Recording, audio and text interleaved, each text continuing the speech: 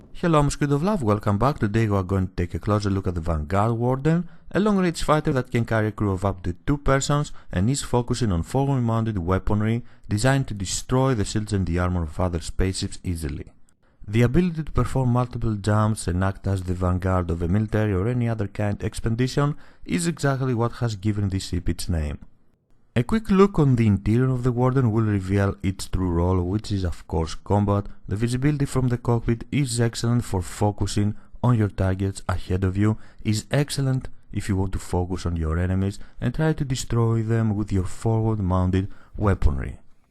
Although the Vanguard Warden can carry a crew of up to 2 persons, there is no second seat in the cockpit, and that means that the second crew member will either have to man the turret above the hull of the ship or simply take control of the shields when this feature will be available.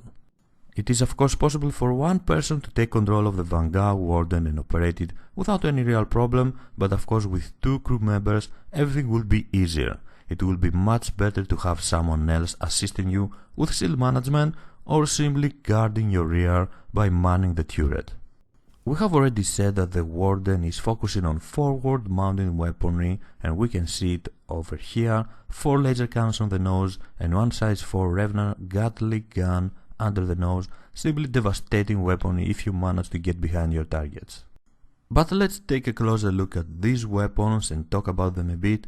The 4 laser cannons are 4 MVSA size 2 laser cannons that are on the nose and they work as fixed weapons. They have high firing speed and quite decent range and can deal enough damage to take down the shields of your targets. But of course that's not all. The Warden carries also the Revenant ballistic Gatling gun, which is a size 4 Gatling gun, and it is fairly new to the game. It deals good damage and it has very good range, better range than the MVSA laser cannons. It is in general a very dependable weapon. Overall, this is a nice combination of weapons for realistic engagements. You can use the 4 laser cannons to take down the shields of your targets and later destroy the hull and their armor with the Revenant ballistic Gatling gun. To these of course 5 weapons we should add the man turret that is above the hull of the Vanguard Warden, and if you have a second person with you or an NPC, he can man it and provide you with better firepower and of course much better protection from every possible direction.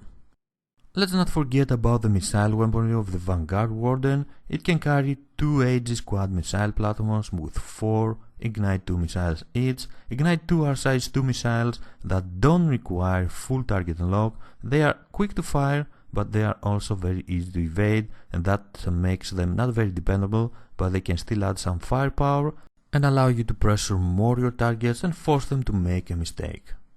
The Warden is not a very fast vessel. Its speed in SCM mode can go up to 180, and if you boost it can reach up to 270, but it is quite fast in cruise mode. Its speed can reach up to 1,575 meters per second, which means that the Vanguard is an excellent ship for catching up opponents and waiting for the main force to come and deal with them. Let's go ahead now and take a look at the different weapons of the Vanguard Warden in action, starting with the 4 MVSA laser cannons. These 4 laser cannons are attached to the nose and they are working as fixed weapons, so you will have to be quite familiar with fixed weaponry in Star Citizen and be very careful in order to use them effectively. They can deal enough damage to the shields of your targets and take them down so you can work on their hull later. It is a very nice weapon, very decent weapon with good damage and decent range, like we have mentioned before, but it is better to be patient with them, waiting for the right moment to use them so you won't miss your shots. If you manage to line up behind your targets perfectly, then you will have the opportunity to deal a lot of damage with these laser cannons and destroy them without any real problem. The Revenant Gatling gun on the other hand has a much better range than these 4 laser cannons, and that means that you can start your attack from farther away. It also deals very good damage and it can take down your targets all by itself without any other help from other weaponry. The only real problem, the only real drawback about the Revenant Gatling gun is the fact that it overheats quite easily, quite fast, and that means that you cannot fire it for long. It will be better to fire burst rounds with it.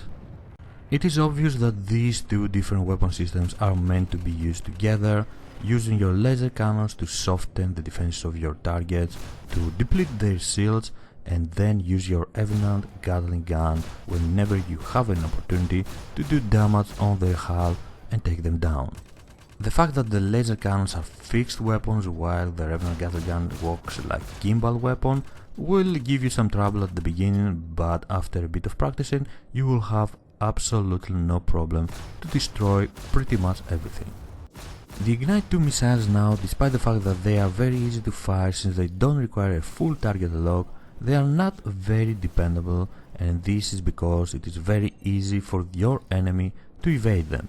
If you are close to your target and lucky, you may have a hit with one of these missiles and do some damage to your enemies, but their biggest advantage is that they will force your targets to make a mistake when they are trying to evade them, and this will give you an opportunity to hit them with the rest of your weapons and destroy them.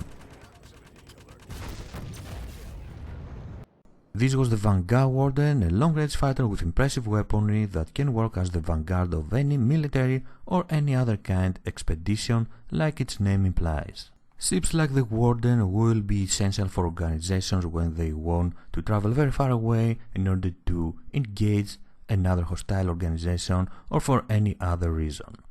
Thank you very much for joining me watching this video. I'm SquidofLove and I will see you next time. Bye bye.